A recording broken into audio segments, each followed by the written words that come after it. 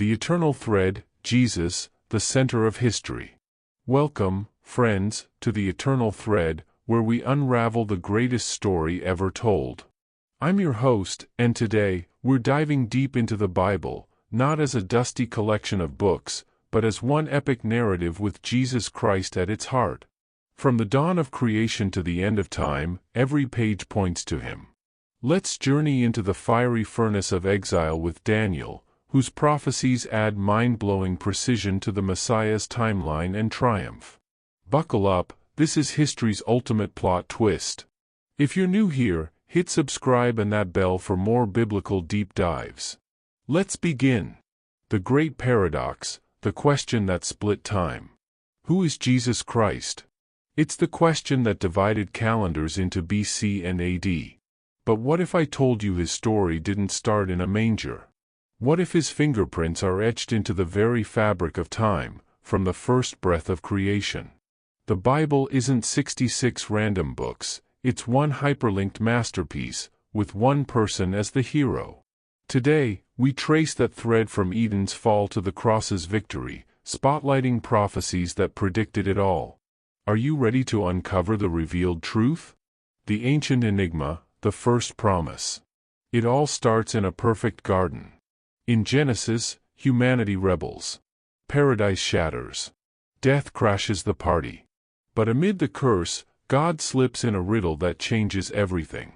And I will put enmity between thee and the woman, and between thy seed and her seed, it shall bruise thy head, and thou shalt bruise his heel. Genesis 3 verse 15. Stop and ponder, why the seed of the woman? Ancient lineages traced through men, but here? It's a whisper of something miraculous, like a virgin birth. A bruised heel hurts, but a crushed head kills. Right there, in Scripture's opening act, we get the blueprint. A human champion will suffer but smash evil forever. Did Adam and Eve grasp they were glimpsing their Savior? The bloodline of blessing, from Abram to the Lamb. Time rolls on. The world drowns in chaos. Enter Abram, an old nomad from Ur. God promises the impossible. And in thy seed shall all the nations of the earth be blessed. Genesis 22 verse 18. Why all nations? This isn't a tribal perk, it's plan A for humanity's rescue. Flash to Mount Moriah, Abraham's knife hovers over Isaac, his miracle son. At the brink, a ram appears in the thicket. Why a ram? It's God's object lesson. He'll provide the ultimate lamb himself. Sacrifice isn't optional, it's the key to redemption. But who will that lamb be? The shadows in the desert, blood and deliverance. Fast forward to Egypt. Israel was enslaved, groaning for freedom. Passover night, smear lamb's blood on your doorposts. When I see the blood, I will pass over you. Exodus 12 verse 13. Magic? No, a symbol. Death for life. Then the law thunders from Sinai, commandments, tabernacle, endless sacrifices. For the law having a shadow of good things to come. Hebrews 10 verse 1. Picture a shadow on the pavement, you see the outline, but not the face. The Old Testament rituals were shadows of Jesus. Priests, altars, incense, all previews. But shadows don't save, they signal the light is near. The tension builds, the system screams for perfection. The royal code, David's eternal throne. Enter the kings. David, the shepherd boy turned monarch, gets a divine vow, your throne lasts forever. But David dies. His heirs flop. Kingdoms crumble. If the throne is eternal but kings are dust, how? The prophets step in, time-traveling seers unveiling the Messiah. The prophetic whispers, Isaiah's piercing vision. Amid crumbling empires, Isaiah rises like a beacon, his words spanning 700 years to nail the Messiah's details. First, the sign, behold, a virgin shall conceive, and bear a son, and shall call his name Emmanuel. Isaiah 7 verse 14, God with us, a miraculous birth, divinity in flesh. Then, the child king, for unto us a child is born, his name shall be called Wonderful, Counselor, the Mighty God, the Everlasting Father, the Prince of Peace. Isaiah 9 verse 6, a baby, yet God? Ruling with endless peace? This shatters expectations. But the heart-wrencher, Isaiah 53's suffering servant. He was despised and rejected, a man of sorrows, wounded for our transgressions, bruised for our iniquities, with his stripes we are healed. Isaiah 53 verses 3-5. All we like sheep have gone astray, the Lord hath laid on him the iniquity of us all. He was oppressed, as a lamb to the slaughter. Isaiah 53 verses 6-7. Substitutionary suffering, innocent for guilty. Yet victory, he shall see his seed, he shall prolong his days. Isaiah 53 verse 10, resurrection. And as a light to the Gentiles. Isaiah 49 verse 6, drawing all nations. Isaiah's canvas, humble birth, agonizing death, global kingdom. Coincidence? Or God's script? The fiery visions, Daniel's prophetic precision. Enter Daniel, a young exile with unshakable faith. Thrown into lions' dens and fiery furnaces, he sees visions that map history's endgame and pinpoint the Messiah.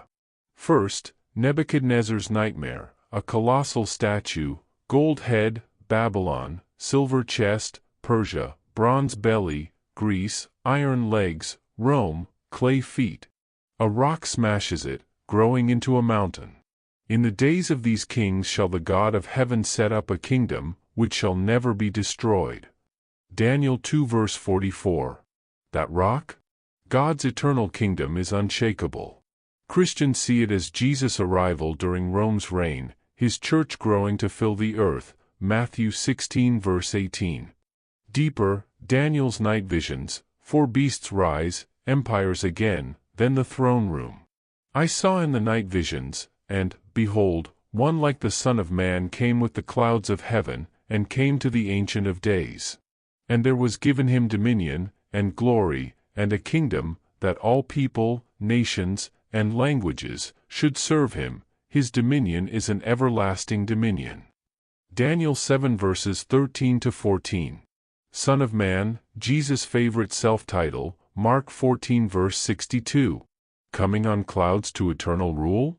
This echoes David's throne, Isaiah's prince. At his trial, Jesus quotes it, sealing his claim. But the bombshell, Daniel 9 70 weeks. 70 weeks are determined upon thy people, to finish the transgression, to anoint the most holy.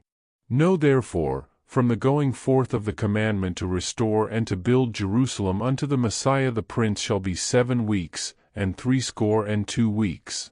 And after 62 weeks shall Messiah be cut off, but not for himself. Daniel 9 verses 24-26. A prophetic timeline, 70 weeks, often seen as 490 years, using prophetic year counts.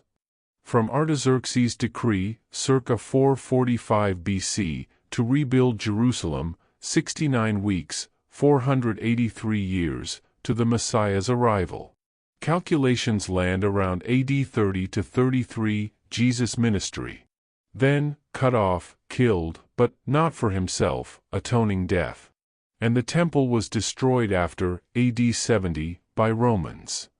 How does Daniel predict the exact era of the Messiah's death, centuries ahead? Skeptics debate the math, but the fit is eerie.